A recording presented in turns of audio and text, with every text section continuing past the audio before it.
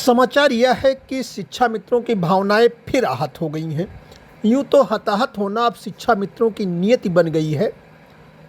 मामूली सा मानदेय, उम्र के आधे पड़ाव को पार कर चुके, हजारों समस्याओं से रोजाना दो चार होते और उस पर पूरी तरह दत्तचित्त होकर उन शिक्षकों के साथ शिक्षण कार्य करते जिन शिक्षकों की तनख्वाह एक महीने की शिक्षा मित्रों के एक वर्ष के मानदेय के लगभग बराबर है। ऐसे में दुश्वारियों के बीच हताहत होना, भावनाएं आहत होना, यह तो सहज है, स्वाभाविक है। अब आते हैं ताज़ी घटना पर, जिस पर शिक्षा मित्रों की भावनाएं आहत हुई हैं।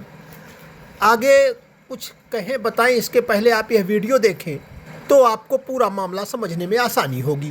चाहता हूं कि आप इनकी 23 सालों से कोई तनख्वाह नहीं बढ़ाई। मैं गांव में गया मान्यवर, मुझे एक शिक्षा मित्र मिला। आप क्या कह रहे हैं 23 साल से? हाँ, 23 वर्षों से। तो अभी आपने जवाब में लिखा है 2017 में बढ़ाया, तो 17 को माइनस करूं तो कितने साल होते हैं? हमारी पीडीए की मीटिंग चल रही थी, मैं एक गांव में गया, उसमें एक शिक्षा मित्र आगे मुझसे रोने लगा। बोले साहब मेरे साथ तो बड़ा अन्याय हो गया। मैं क्यों, क्या हुआ? कहने लगे मैं हर साल अपनी पत्नी को भरोसा देता था कि अब का बढ़ा देगी सरकार, अब का बढ़ा देगी, लिया जाए। उसकी पत्नी उसे छोड़ के चली गई। सरकार ने 1 रुपया। मैं फिर मुख्य सचिव ने 23 नवंबर को, विरोधी सरकार 14 नवंबर 23 को फिर मुख्य सचिव की अध्यक्षता में एक कमेटी बनाई गई थी। उसने कहा था उस कमेटी को कि निराकरण करेंगे, आपका पैसा बढ़ाने पर विचार करेंगे। 23 से आज तक ना तो उस कमेटी की मीटिंग हुई, ना एक पैसा बढ़ाया गया। मैं माननीय मंत्री जी जो है स्वर्गीय कल्याण सिंह जी के सुपुत्र हैं। आज कल्याण सिंह जी की आत्मा अगर ये पैसा बढ़ा दें तो इनको भी आशीर्वाद देगी। मैं भी शिक्षक था, कल्याण सिंह शिक्षक थे, तो उनकी आत्मा भी आपको आशीर्वाद देगी कि मेरे बेटे ने नहीं बढ़ाया, मेरे पोते ने बढ़ा दिया। शिक्षा मित्रों की तमाम समस्या और साथ ही मानदेय वृद्धि की मांग उठाते हुए ये हैं समाजवादी पार्टी के नौगवां सादात से विधायक चौधरी समरपाल। वीडियो को ध्यान से देखें तो शायद आपको एक शेर याद आ रहा होगा कि कौम के गम में डिनर खाते हैं हुक्काम के साथ, रंज लीडर को बहुत मगर आराम के साथ। शिक्षा मित्रों का आरोप है कि जब चौधरी समरपाल यह समस्या उठा रहे थे और उन्होंने जब यह कहा कि शिक्षा मित्र की पत्नी चली गई तो विधानसभा अध्यक्ष सतीश महाना समेत तमाम सत्तापक्ष के सदस्यों ने उपहास किया। आपने वीडियो देखा, आप उसका विश्लेषण करेंगे तो पाएंगे कि उपहास तो दोनों पक्षों ने किया। यह बात अलग है कि सपाई शिक्षा मित्रों को दोस्त की भूमिका में नजर आते हैं तो उनका उपहास या तो दिखता नहीं या खलता नहीं। अन्यथा सपा विधायक को इस शॉर्ट स्टोरी सुनाने के पीछे क्या मोटिव है यह देखना चाहिए था। वह चलिए मान लेते हैं कि वह उद्धरण दे रहे थे, तो उस उद्धरण की भाषा क्या थी?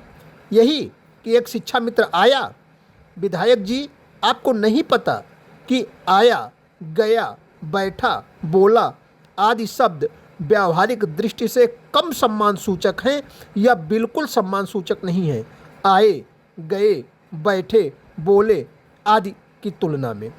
और यह बात बोलते समय विधायक जी के चेहरे पर पसरा स्मित हास्य देखिए, उनकी भंगिमा देखिए, और साथ ही साथ एक चीज़ और गौर करिए कि विधायक जी ने इस भाषण के पीछे कितना होमवर्क किया था कि वह कह रहे हैं कि पिछले 23 सालों से 1 रुपया नहीं बढ़ा।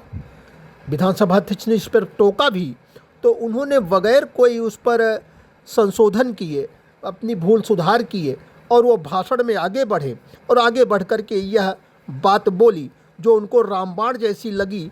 लेकिन जब यह बात बोले, शिक्षा मित्र कह रहे हैं कि सत्ता पक्ष को यह समझना चाहिए था, पूछना चाहिए था पत्नी कहाँ चली गई। दरअसल पत्नी दुनिया से चली गई है। तो अगर पत्नी दुनिया से चली गई है, विधायक जी को यह पता था, तो विधायक जी ने अपने भाषण में संवेदना के श्रद्धांजलि के 2 शब्द ऐड करना जरूरी नहीं समझा। जब यह बात विधायक जी बोल रहे थे उस समय उनके ठीक पीछे बैठे काली जैकेट में एक अन्य सपा विधायक के चेहरे और उनकी हंसी पर गौर करें।